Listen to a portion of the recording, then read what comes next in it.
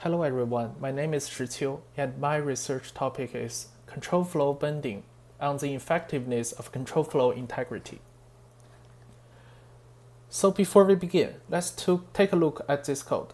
Please pause the video and try to spot the problem. Did you find it? Actually, there is a memory corruption vulnerability here. This line didn't check user input's length, and once user inputs something like this and puts the address of a malicious function, it will be written to function pointer here and hijack the program. This is how memory corruption attacks work. So they exploit tiny flaws to take control.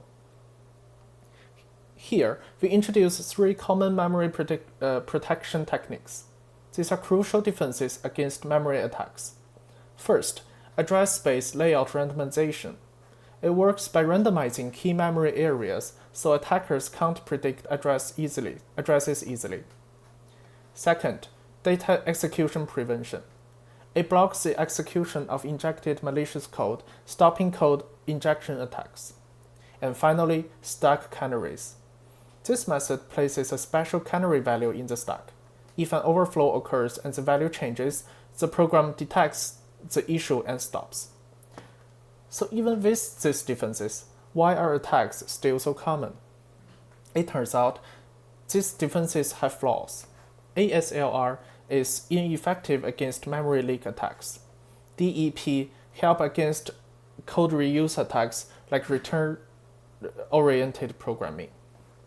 And stack canaries only work for stack overflows, not targeting other memory regions. So these limitations show why we need more comprehensive protection mechanism, control flow integrity. Simply put, CFI is a defense mechanism that protects the program's execution path. It ensures that programs follow a predefined control flow graph, or CFG. Here's how it works. If a program tries to jump to an invalid location, CFI detects it and blocks the jump. It places checkpoints at all transfers, like function returns and indirect function calls.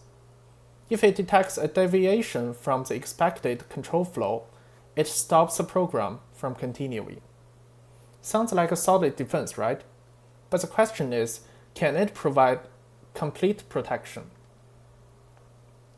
So we just talked about how CFI is a powerful defense, but it's not perfect. So why not? The answer lies in how CFI is implemented. There are two types of CFIs, coarse-grained and fine-grained. Coarse-grained CFI is loose. It allows indirect branches to jump to many possible targets. This makes it easier for attackers to bypass. And fine-grained CFI is stricter. It limits jumps to a much smaller set of targets, which sounds safer. But even fine-grained CFI isn't foolproof. So, coarse-grained CFI is fast, but not secure. Fine-grained CFI is better, but it's still not perfect. So is there a most restrictive CFI policy that is extremely fine-grained? Now let's look at what's considered the strictest possible CFI policy, fully precise static CFI. So here's the idea. A branch can only jump to a location if it has been used as a non-malicious legitimate execution before. This policy removes all unnecessary branches and paths, making it theoretically the strongest CFI. But here's the problem. It's almost impossible to achieve this in practice. Why is that? Because to keep program functional, we have to allow some flexibility. So even this perfect policy can still be bypassed by attackers. This brings us to the shadow stack. A shadow stack is a second separate stack and tracks function calls and returns. Without it, attackers can easily manipulate return instructions to jump anywhere they want. So now we've explored the perfect CFI policy and its limitations. Let's move on to see why CFI without a shadow stack can be easily broken. Now we forecast the contributions of this research. First, we evaluate different kinds of CFIs. Then we propose a new attack on fully precise static CFI. and we display evidence that CFI without a shadow stack is broken. So before we get into it, let's break down some common types of attacks, starting with control flow hijacking. This is one of the oldest tricks in the book. An attacker finds a way to change the target of a jump or return instruction. For example, instead of jumping to the next intended function, the program jumps to a location their attacker controls. It's like hacking a GPS to take a detour. Next, we have code reuse attacks.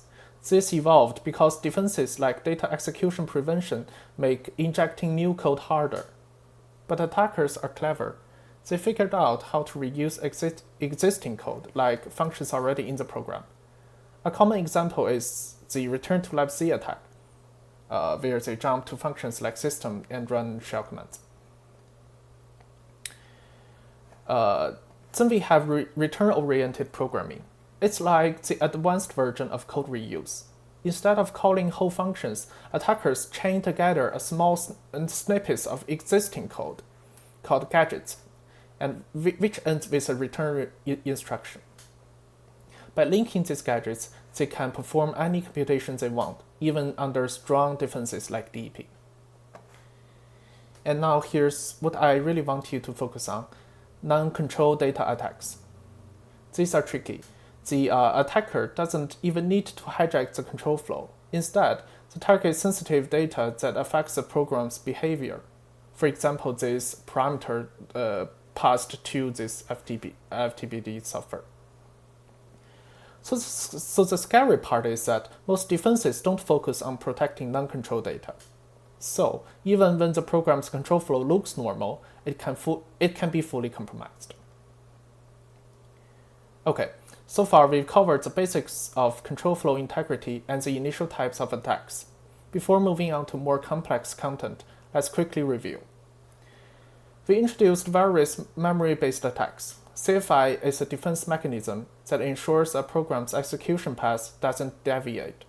We introduced fully precise static CFI. Then up next, we'll explore the main conflict. We'll see CFI's limitation and see some attack implementations. So, we've just talked about fully precise CFI, but before that, let's take a step back and see why coarse-grained CFI doesn't work. Let's evaluate it using a simple test called the basic exploitation test. The idea is simple. Is that we analyze a program and count how many targets and gadgets exist. Now on paper, CFI seemed strong. It reduced targets by 99%, and it reduced gadgets by 98%.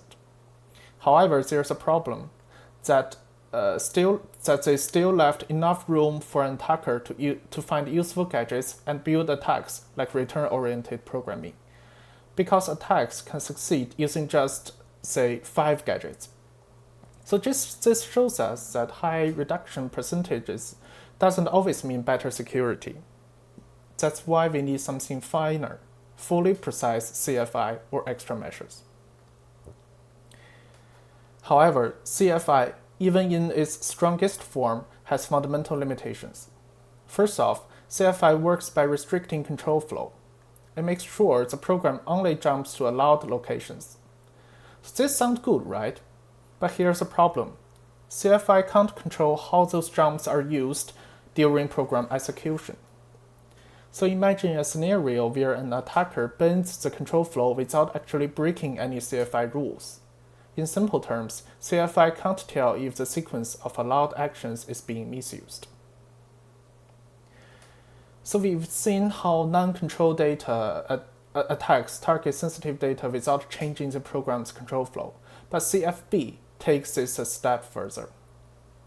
Here, the attacker is allowed to modify control flow data so long as the modified flow is still valid by the CFI policy. So why is this so dangerous? Because most CFI defenses assume that as long as control flow stays within the CFG, the program is safe. But CFB proves that the assumption is wrong. For example, the attacker could use a return address to jump between valid functions in a way that the original program never intended, like skipping checks or accessing sensitive data. Now, let's answer the big question. Why can't CFI defend against CF bending? At its core, CFI enforces every jump or return must follow CFG. However, there is no memory protection. CFI doesn't prevent attackers from corrupting memory, which means they can override variables, arguments, or even function pointers. As long as the control flow doesn't leave the CFG, CFI won't notice anything suspicious.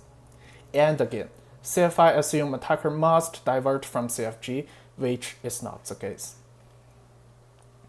Now, let's explore three types of control flow bending attacks. We look at write attack and dispatcher attack, then we propose a new Turing-complete attack, printf-oriented programming. The write attack aims to override crucial program data like function pointers or return addresses.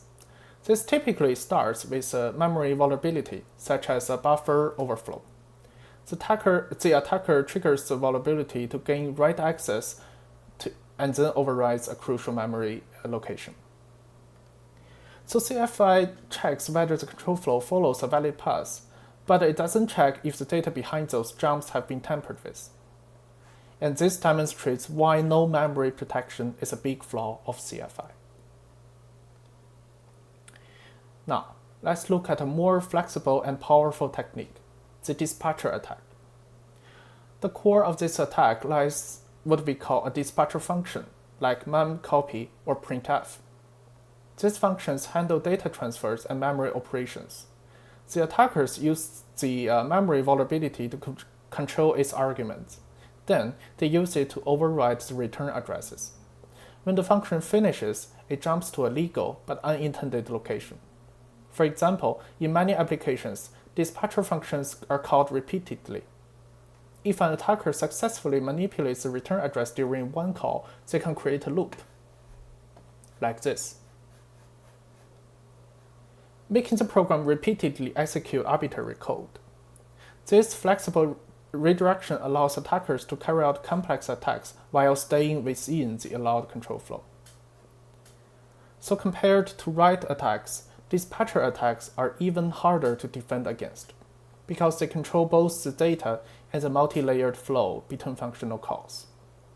Next, we'll see how printf attacks take this concept to an even higher level. This attack is clever because it takes advantage of the format string featured in the printf function. As you may know, printf can format and print different types of data, like integers, characters, and memory addresses. But attackers can craft a special format string to gradually manipulate memory, leading to a complex and dangerous attack. For example, if we want to perform this computation here. So essentially, it checks a condition value stored at address C. If the value is true or 1, it writes the value of x that we want to store to the address of t. And if not, we keep the value of t unchanged. So here, we constructed a format here. Okay, let's do it step by step. First, it reads from address C. C holds a condition value, either 0 or 1. If it is 1, then it output 1 character, then it means end of file, right? Or 0. And if C is 0, then the first char will be 0, and the printf function won't print anything. So this acts like a condition to determine if the attack should continue. Next, it writes the number of bytes printed so far to the address of letter Q. The address of letter Q here is the format string. So if 0 was written, the string will terminate, right? Because printf will print a string end or 0 here. Or if 1 is written, then the string continues. So this step introduces simple conditional logic. Then, this gives over a specified number of characters, so that the next, so here will output X. And finally, it writes the total number of bytes that have been printed, or now X, to the address T. And we finished this logic. So in short, the attacker uses this format specifier to gradually write any value to choose a memory location. This is what we call step-by-step memory manipulation. Each step seems harmless, but together they are dangerous. So what is important to understand is that this attack doesn't require any complex memory vulnerability. It relies solely on the flexibility of format strings, making it very stealthy and hard for CFI to detect. Now, here's an even more surprising fact. The printf attack is Turing complete. It allows memory manipulation, it allows conditional branching, and it allows constructing loops. So when these three conditions are satisfied, printf attacks can be simulated arbitrary computation. The attacker can dynamically alter the program's control flow, manipulate critical data, and even invoke system calls for malicious purposes. After analyzing various attack types and defense strategies, it is time to wrap up this section with a quick summary. So we have seen the attackers, through the CFB attacks like the printf attack and dispatcher attack, can bend control flow within legal paths in CFG to achieve malicious goals, even Turing-complete ones. So next, let's see what are the solutions and recommendations. So, it's time to continue to discuss the important solution, the shadow stack. The shadow stack is a crucial defense mechanism against CFB attack.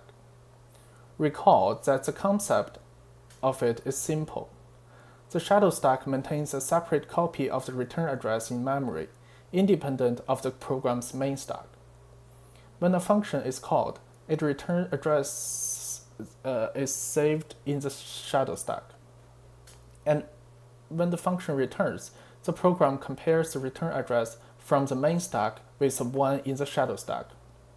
And if they don't match, it's a sign of potential attack, and the program terminates immediately. The key advantage of shadow stack is that even if a attacker successfully tampered with the return address in the main stack,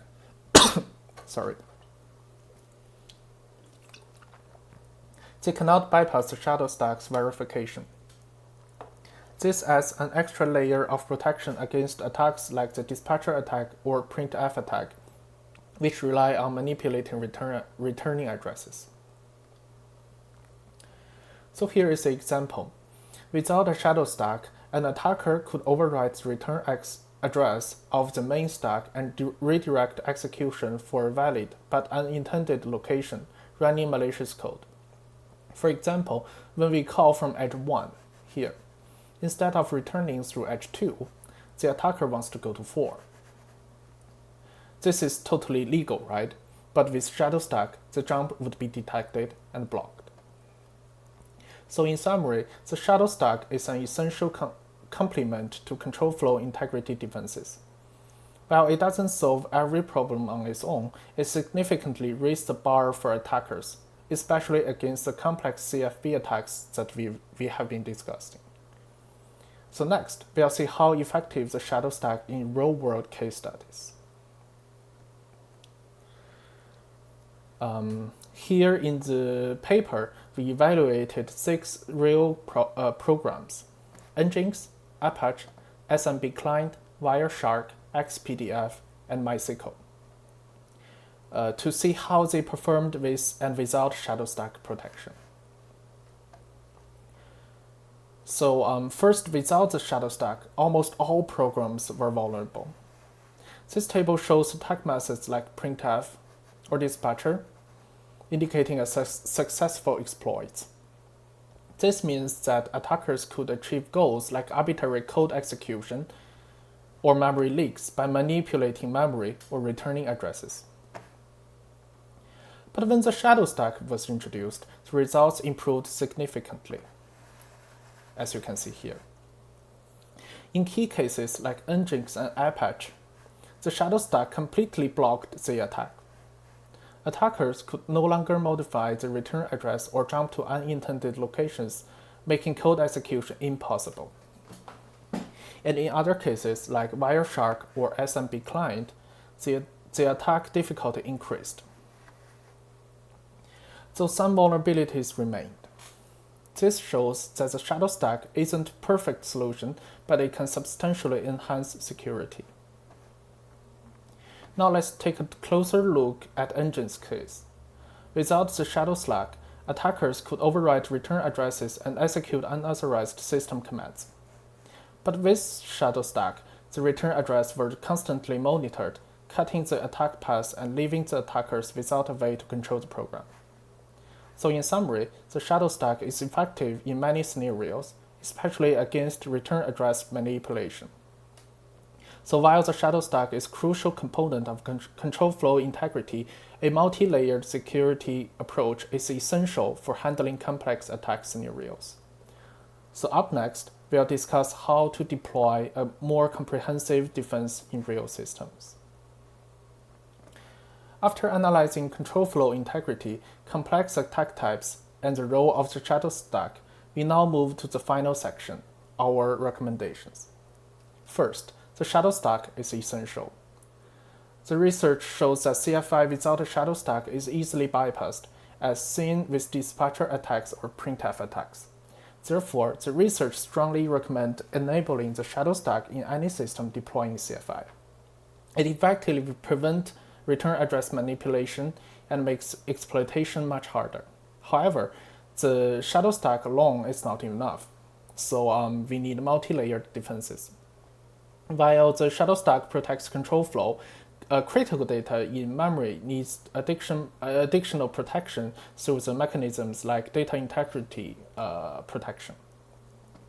This ensures that any memory tampering can be detected and blocked before further damage occurs. And additionally, adversarial testing should be part of CFI deployment. So this paper recommends conducting systematic simulated attacks before deploying CFI. This will help identify weaknesses in the current CFI implementation and prevent attacks from easily exploiting them after deployment. For example, test for common vulnerabilities like buffer overflows and function pointer overrides to ensure robustness. And finally, combine CFI with other defense mechanisms. CFI and the shadow stack are primarily exploit prevention mechanisms, but we also need tamper prevention mechanisms, such as address space layout randomization and data flow integrity. So these defenses limit what an attacker can do, even if they successfully exploit a vulnerability, and creating a more comprehensive security solution. So that is all for my presentation, and thank you for your watching.